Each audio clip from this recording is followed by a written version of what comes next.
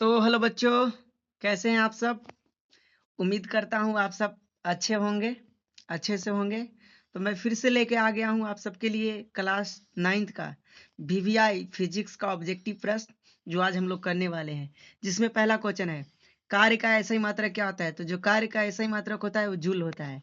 कार्य का क्या होता है? जूल। गई द राइट आंसर। हम लोग फटफट करते हैं। नेक्स्ट क्वेश्चन नंबर सेकेंड करा कि 1 न्यूटन मीटर बराबर होता है। तो 1 न्यूटन मीटर कितना के बराबर होता है? 1 न्यूटन मीटर वो मीटर कितना के बराबर होता है? 1 जूल का होता है। 1 जूल। ख the right answer. And next question number third third question number कह रहा है कि संपीड़ित कमानी कैसा? संपीड़ित कमानी का धारिता ऊर्जा है। संपीड़ित कमानी में जो धारिता ऊर्जा है वो कैसी है? तो स्थितिज है। ख the right answer. Next question number fourth कह रहा है किसी पहाड़ी पर चढ़ती हुई कार में होती है। चढ़ती हुई कार में गति ऊर्जा भी होता है और स्थिति ऊर्जा भी होता है। तो दोनों होगा, गति तथा स्थिति दोनों। गई the right answer. Next question number fifth कह रहे कि काम का ऐसा ही मात्रा क्या होता है। तो काम कहो या कार्य कहो, दोनों का ऐसे मात्रा क्या होता है?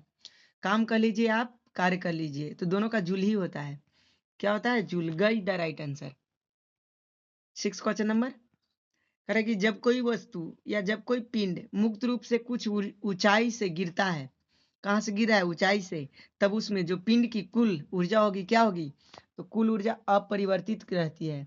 क्या रहती है? अपरिवर्तित रहती है। नेक्स्ट क्वेश्चन नंबर सेवन का है जब किसी पिंड को कहाँ से ऊपर जब किसी पिंड को ऊपर की ओर फेंका जाता है, हाँ ऊपर ही फेंक रहे हैं, तब जैसे जैसे ऊपर वो जाएगा या ऊपर की ओर जाती है तो क्या होता है?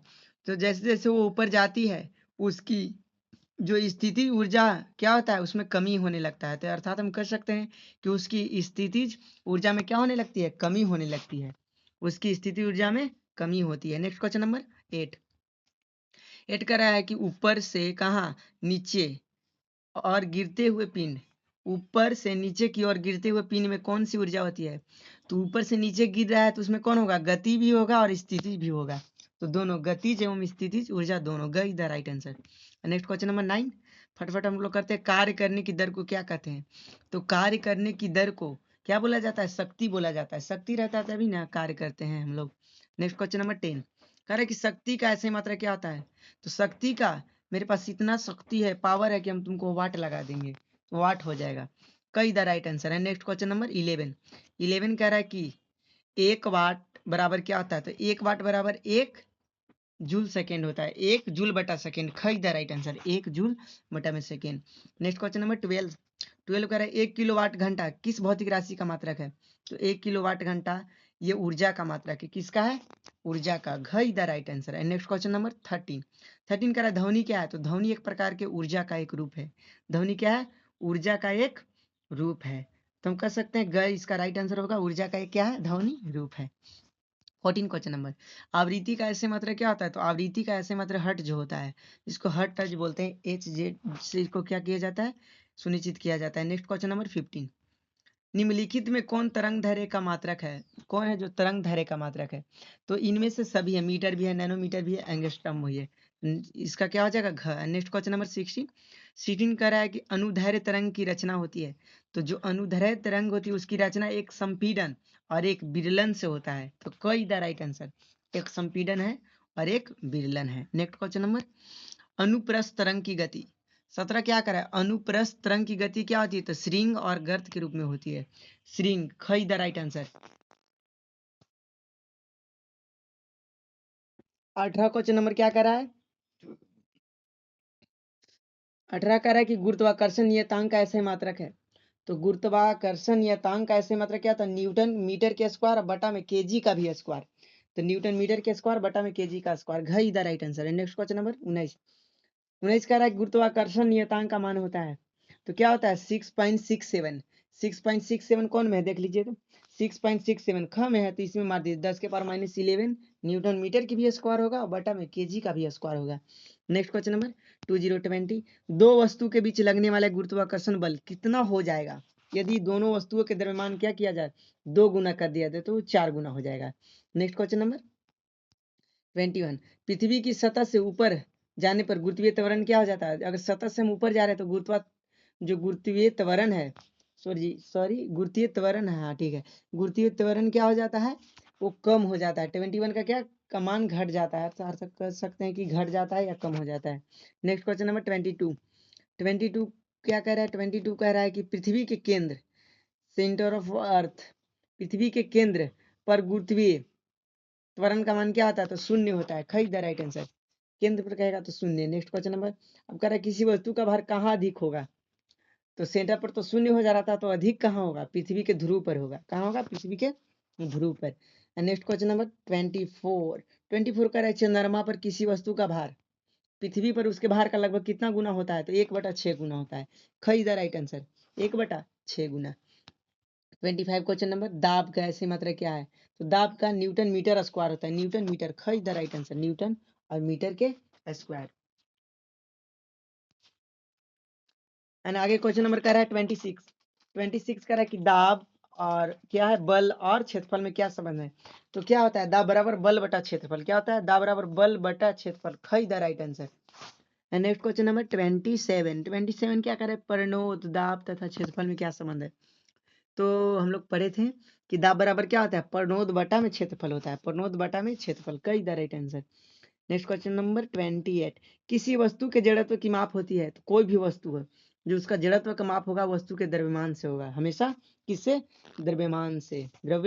गई the right answer. Next question number 29, cycle, motorcycle और कार, रेलगाड़ी में किसका जड़त्व अधिक होता है? तो सबसे ज्यादा किसका होगा? रेलगाड़ी का होगा। रेलगाड़ी का जड़त्व सबसे ज्यादा अधिक होता है। इसका खई द राइट आंसर, जिसमें ग लिखा गया मिस्टेक से, तो इसका खई होगा, मतलब हाँ वही वाला होगा, रेलगाड़ी वाला। बल को होता है, बल को क्या होता है? तो बल के पास परिणाम और दिशा दोनों होता है। ग इज द राइट आंसर। बल के पास क्या होता है? ग, मतलब ख की जगह लिखा गया है ग, तो इसका दूसरा वाला परिणाम और दिशा दोनों होता है, यही होगा। उसी प्रकार उसमें भी था, रेलगाड़ी उसका आंसर होगा। नेक्स्ट, न्यूटन मीटर, न्यूटन है। न्यूटन का ऐसे मात्रक क्या होता है? तो न्यूटन तो किसका बल का होता है? न्यूटन किसका होता है? बल का। नेक्स्ट 32 क्वेश्चन नंबर 32 कह रहा है कि निम्नलिखित में कौन सही है? तो 1 न्यूटन बराबर 1 kg मीटर सेकेंड स्क्वायर होता है। ये बात सत्य है। 1 न्यूटन बराबर क्या होता है? 1 kg भी रहेगा, एम भी रहेगा और सेकेंड के स्क्वायर रहेगा। इसका ग राइट आंसर हो जाएगा। नेक्स्ट क्वेश्चन नंबर 33, किसी वस्तु के, कोई भी वस्तु, उसका द्रव्यमान, उसके त्वरण तथा उस पर आरोपित बल के बीच क्या संबंध होता है? तो वो क्या होता है? तो बल बराबर क्या फॉर्मूला हो जाता है? द्रव्यमान गुने त्वरण। द्रव्यमान गुने त्वरण। नेक्स्ट क्वेश्चन नंबर 34 करा है कि घर्षण बल हमेशा कार्य करता है। तो जो घर्षण बल होता है वो हमेशा कैसा कार्य करता है? तो विपरीत दिशा में करता है, गति की विपरीत दिशा में। क्या हो जाएगा? गति की विपरीत दिशा। खई the right answer. Next question number 35 पे किसी वस्तु का संवेग, किसी भी वस्तु का जो संवेग होता है तो क्या? तो द्रव्यमान और वेग दोनों पर निर्भर करता है। द्रव्यमान और वेग दोनों पर। गई the right answer. Next question number 36 कह रहा है कि संवेग का ऐसा ही मात्रक क्या है? तो संवेग का जो ऐसा ही मात्रक होता है kg मीटर बटा में सेकेंड। गई the right answer. Next question number 37, फटफट बस हम लोग कर लेते हैं, 10 मिनट में निपटा देंगे इस क्लास को। निम्नलिखित में किन दो राशियों का ऐसा ही मात्रक kg मीटर पर सेकेंड होता है? कौन मात्रक है बताइए? किसका होता है? kg मीटर बटा में सेकेंड। तो संवेग का और आवेग दोनों का होता है, संवेग और आवेग। नेक्स्ट क्वेश्चन नंबर 38 का संवेग में परिवर्तन की दर निम्नलिखित में किस राशि को सूचित करती है? तो जब संवेग में परिवर्तन होगा तो क्या होगा? संवेग में परिवर्तन दर क्या कहलाता है? तो बल। संवेग में परिवर्तन की दर क्या कहलाता है? राशि किसको सूचित करती है? तो बल को। नेक्स्ट क्वेश्चन नंबर, प्रत्येक क्रिया के बराबर और विपरीत क्रिया होती है, मतलब प्रत्येक क्रिया के बराबर विपरीत प्रतिक्रिया होती है, तो ये न्यूटन के कौन सा नियम है? तो न्यूटन का तीसरा नियम है, एक्शन टू रिएक्शन। विपरीत क्रिया होती है तो न्यूटन के तृतीय नियम। नेक्स्ट क्वेश्चन नंबर 4040, अदिश राशि कौन है? इसमें कौन है जो अदिश राशि है? तो चाल क्या है? एक अदिश राशि है। नेक्स्ट क्वेश्चन नंबर 41 कह रहा है कि सदिश राशि कौन है? तो सदिश कौन है? त्वरण होता है। क्या होता है? त्वरण। इसमें गलती से लिखा गया है, इसमें ऑप्शन ही नहीं दिया है। सदिश राशि अगर इसमें त्वरण नहीं दिया तो इसमें कौन हो जाएगा? समय की तय की गई दूरी की वेग की ऊर्जा, तो तय की गई दूरी खई द राइट आंसर है। नेक्स्ट क्वेश्चन नंबर, वेग का मात्रक क्या होता है? तो वेग का जो मात्रक होता है वो क्या होता है? वेग का मात्रक किलोमीटर बटा सेकेंड की मीटर बटा सेकेंड की मीटर बटा में मिलीमीटर की, इनमें से सभी। तो क्या हो जाएगा इसका राइट में? इनमें से सभी, घ द राइट आंसर है। नेक्स्ट क्वेश्चन नंबर, त्वरण का ऐसे मात्रक क्या आता है? जो त्वरण का ऐसा ही मात्रक होता है मीटर बटा सेकेंड के स्क्वायर होता है। ग द राइट आंसर, मीटर बटा में सेकेंड का स्क्वायर। नेक्स्ट क्वेश्चन नंबर 44, कोणीय वेग का मात्रक क्या होता है? तो कोणीय वेग का मात्रक होता है रेडियन बटा में सेकेंड, तो आता है रेडियन बटा में सेकेंड, ख the right answer. Next question number 45, वेग विस्थापन तथा समय में क्या संबंध है? तो वेग बराबर, अब हम फॉर्मूला भी पढ़े थे, तो वेग बराबर क्या होता है? विस्थापन बटा समय, विस्थापन बटा समय, ख the right answer. 46 question number क्या करें? समय के साथ वेग परिवर्तन की दर को क्या कहते हैं? जब समय के साथ बदलेगा तो त्वरण कहलाएगा। क्या कहलाएगा? त्वरण।